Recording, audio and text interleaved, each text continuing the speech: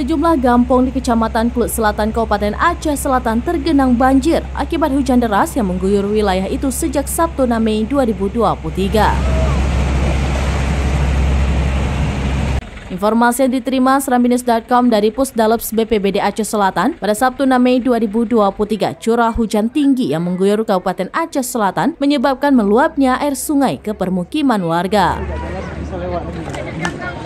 Akibatnya beberapa rumah di Kampung Trincalo digenangi air.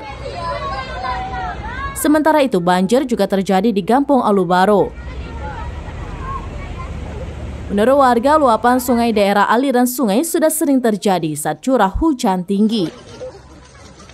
Warga meminta kepada pemerintah daerah untuk membangun tanggul pengaman tebing di bantaran daerah aliran sungai atau das sekitar.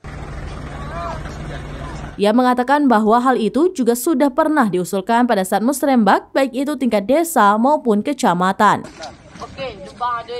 Namun katanya sejauh ini belum ada pembangunan tanggul di sepanjang bantaran sungai.